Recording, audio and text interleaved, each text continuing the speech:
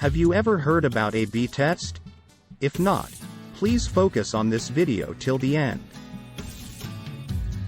A/B testing compares two types of a product or website to find out which one performs better. This method is frequently used in marketing and product development to enhance conversion rates and user engagement.